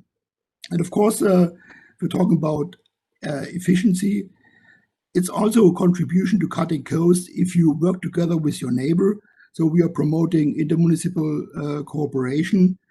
And finally, I think we have to provide, even in the future, regional funding as a trigger money. And of course, because we're talking about very small municipalities in many times, that we also have to find access to third-party funding. I think that's also, if we're talking from back from the Leipzig Charter, that on a big political scale, on a national level, on a European level, I think it's also important that a signal is sending down to local decision makers. We are thinking that all these aims are very important for future-proof development, but it's also important that not just the aims are handed down to the municipalities, but also financial issues have been taken into consideration, so that the EU makes clear we support local institutions in achieving these goals. So, so far from my point, thank you very much for your attention. Thank you very much, Thomas. Thank you for covering so many aspects that we have raised. in the cloud. In the previous discussions, I had the impression you were kind of summarizing and addressing many of the issues we had raised before. So it's interesting, not only from the presentation viewpoint, but obviously from the viewpoint all that your region is doing. I would like to maybe ask you quickly two questions before we move to the panel discussion, focusing on some key aspects of the Leipzig Charter. So you talked a lot about your role as a region with regard to municipalities, and as a multi-level governance is also one of the key approaches to the Leipzig Charter. I wanted to ask you something similar, but with a different target group with what I asked before about the narrative. How do you ensure the buy-in of municipalities to your to the project? You mentioned different activities and the approach to it, but really, how can you ensure that everybody will support and will implement the actions? And the second question is a bit different: how to balance the need for green infrastructure and the pressure for new building land in a region that is growing? These are two very interesting questions. So we have no discussion about not building in open spaces. So the mandatory part is we are not playing games here. This is strictly enforced. So we have strong legal instruments to keep open spaces open. And for the improvement of the open spaces, we are doing a kind of contest. We said, okay, we have 1.5 million euros to spend, and we will give this to the best projects that we receive within a certain time. So every year there's a kind of contest, and the municipalities have to apply for the 50% co-funding. So we have a strong demand for these co-funding money, and most often we could give away 5, 6, 7 times more money than we have actually available. So there's a strong demand for getting additional funding to do some improvement in open spaces. The other question is that we, of course, we have to provide quite a lot of new housing, and we have to provide especially affordable housing. That means we have to build on a higher density. But I mentioned already the small-scale municipality pattern in the region.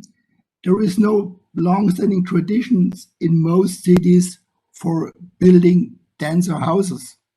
So most of the buildings are 1 or 2 family houses, and there is no long-standing traditions in most places for building denser, and that means affordable housing.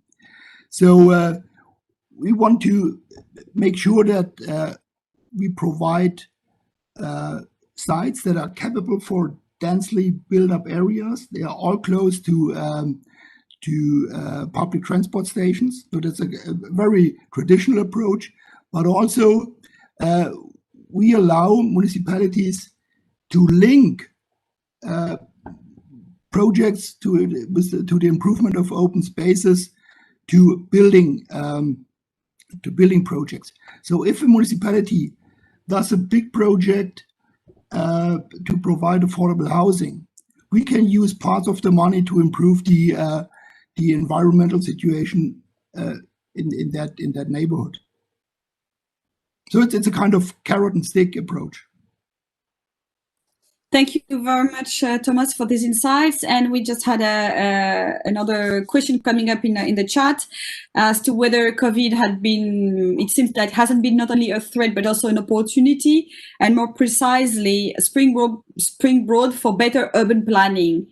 Is it what you would like to say then? I would underline this, of course. I think we have been well aware during the extreme phase of the lockdown in March and April that we could, in the very dense populated parts of the region, we could not provide enough open spaces to get all the people out of the houses.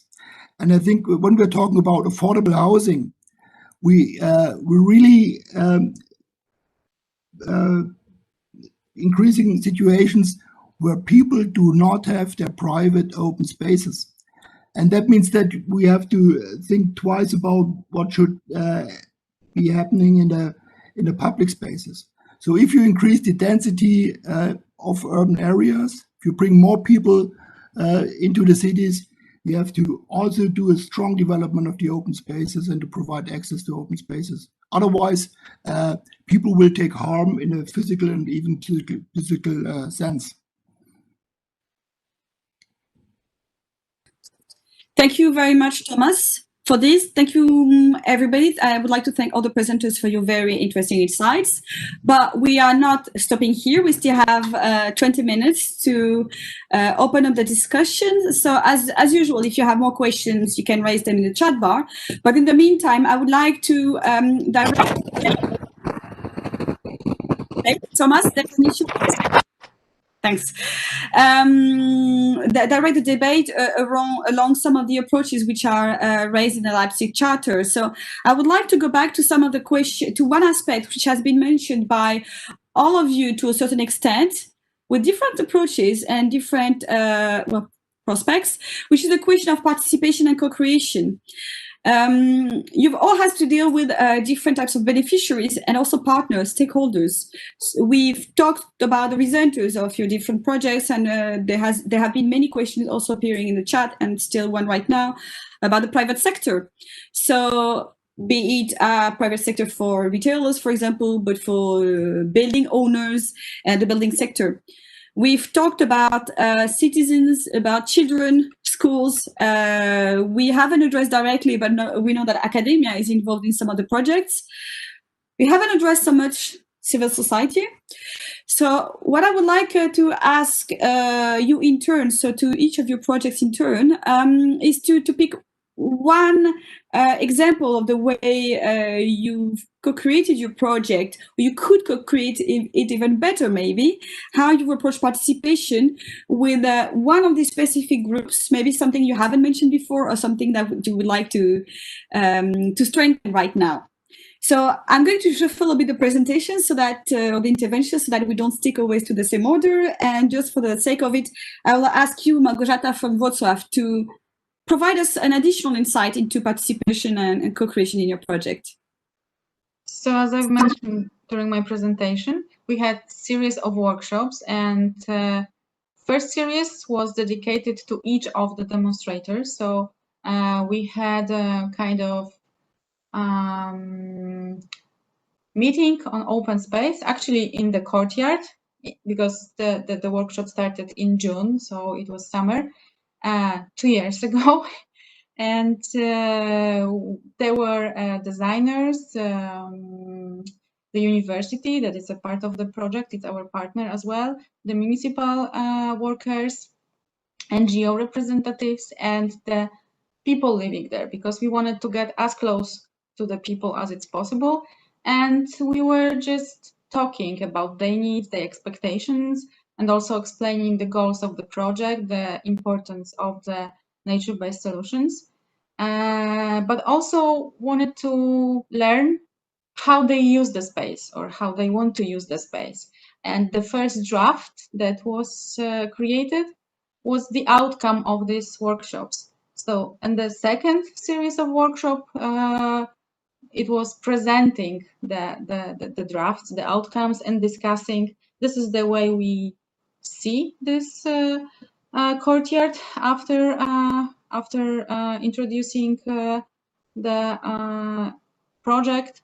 Do you agree with this, or you want to introduce some changes? So there were a series of workshops. I guess the thing we would change, we would try to reach to more people, because the people that were coming, these were the people that were approving the project.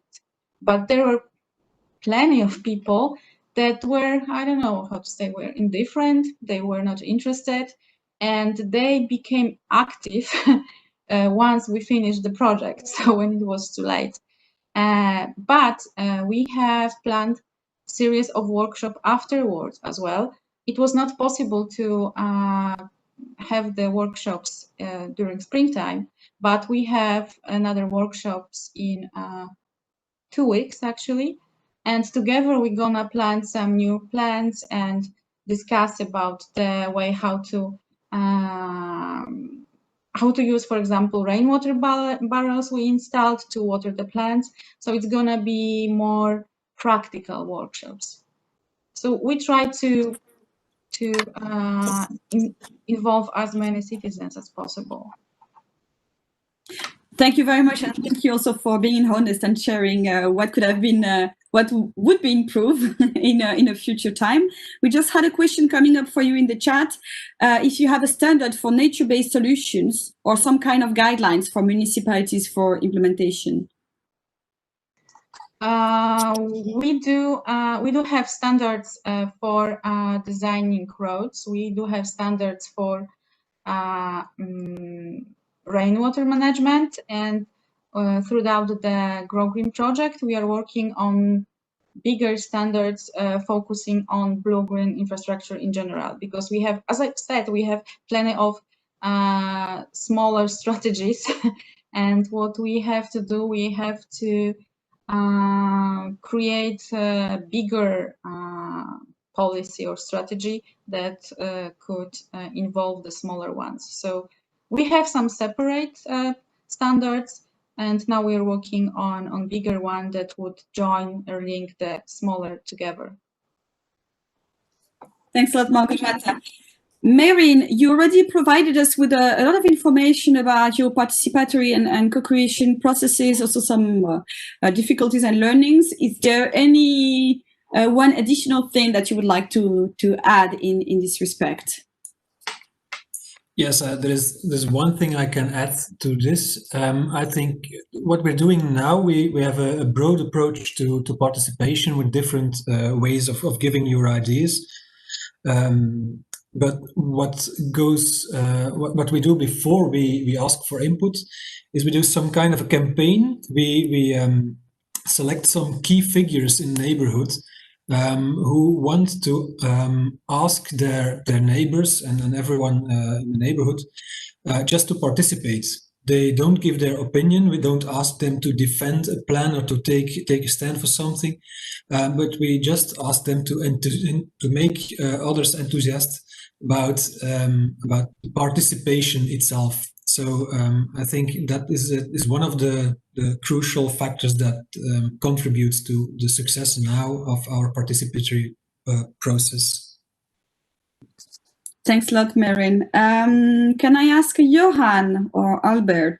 You teased us. I did not insist on that during your presentation because I knew we would have some time to discuss it now. So can you share with us a bit more your experience in that? Can you repeat the question?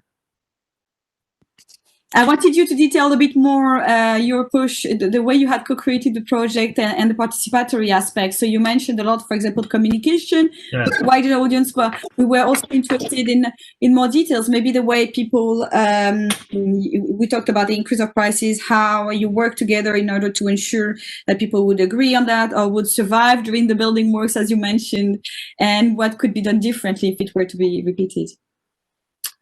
Yes. I weren't that involved in the dialogue process, but I think co-creation and dialogue with the citizens is a must, but it's not that easy. I actually can share a slide of one dialogue that we did in Alidhem. In that sense, we want to do something fun because we did actually a paintball dialogue in Alidhem. We have this building that we wanted to do something with. It says, hello, Alidhem, what do you want to do with this building? And then the people could have a paintball rifle with different colors on different balls that they can shoot on some different areas. For example, should this be a place for music, or should this be a place for sports, or what should we do with this building? And after that, we made a house for culture of it.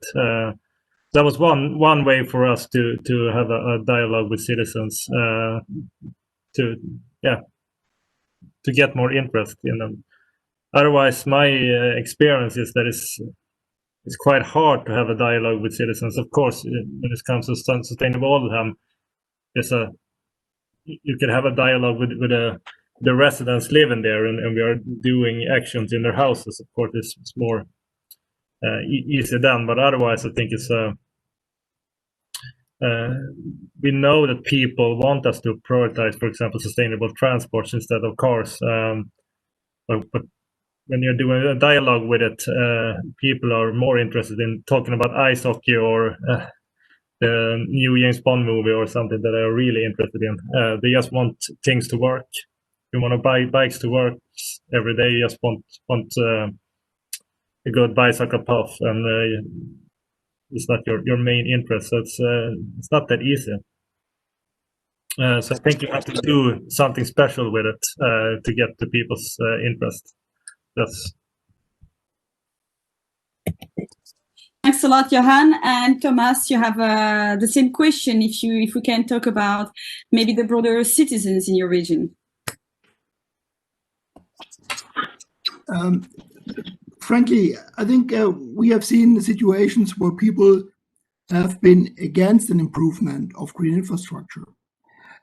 So if you start building kindergartens or whatever kind of improvement, it's amazing that with almost often you have some people who are against any development within their immediate neighborhood. And as a regional authority, we are quite far away from the local situation. That's why we are putting our focus on the information and backing of local elected officials.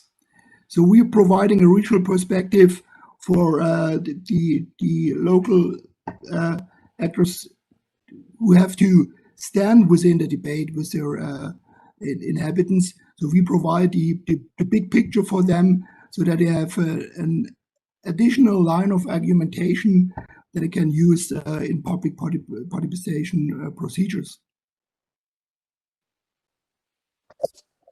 Thanks a lot, Thomas. We had many other questions to discuss relating directly to the approach of the Leipzig Charter, or I personally raised lots of interest in many of your presentations, which hopefully I'm going to be able to maybe feedback next week in the last session of this conference. But before we wrap up, I would like to do a final tour of the speakers, of the presenters, in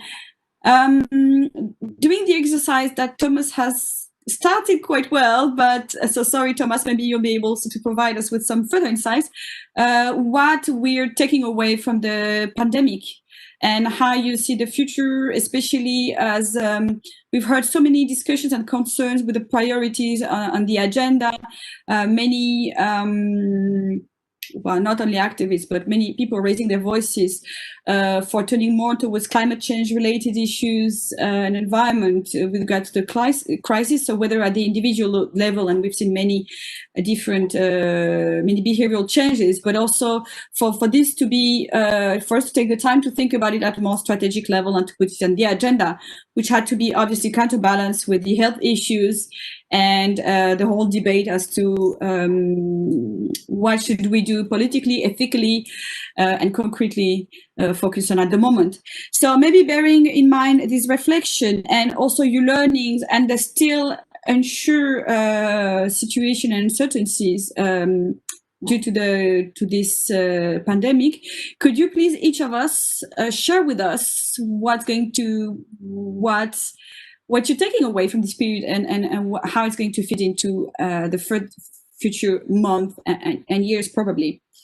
So I'll start by giving the floor to MERIJN, if that's fine with you. And this is going to be your final round as well. So that's also the chance you have to say your final words. Okay, thank you very much.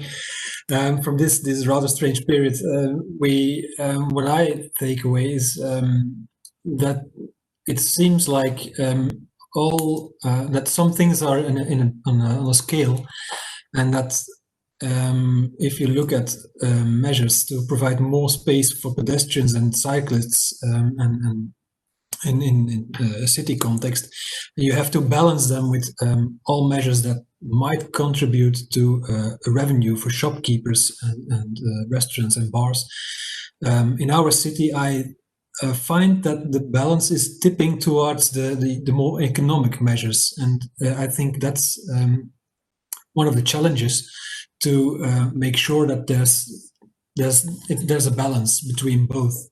That it's not all economic measures that get all the attention and get all the space, because that's what in the end we're fighting for space.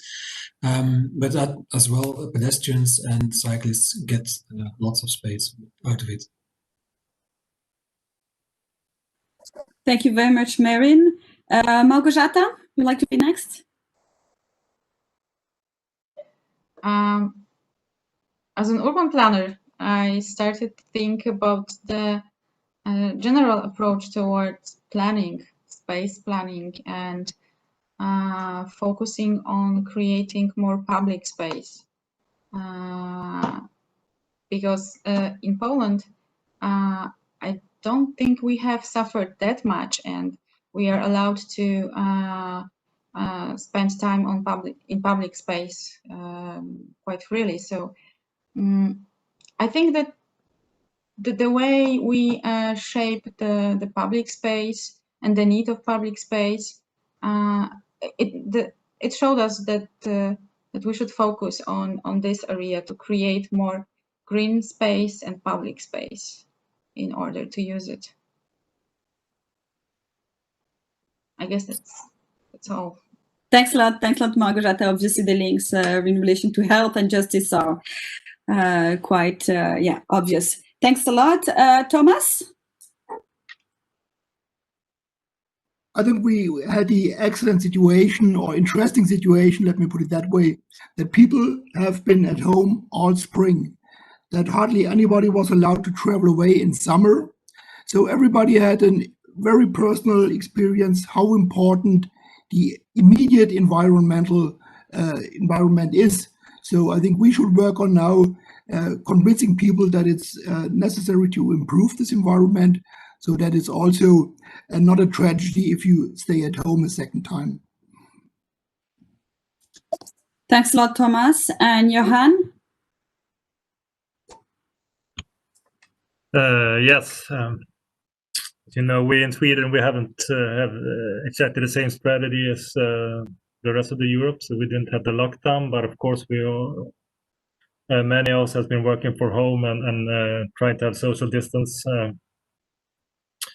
And I think it's one thing that I was thinking about was the public transport. We have pushing people to go and use the public transport, but during this period, we almost kind of like say to people, don't go by public transport. And people are instead taking the cars because they don't want to get the coronavirus.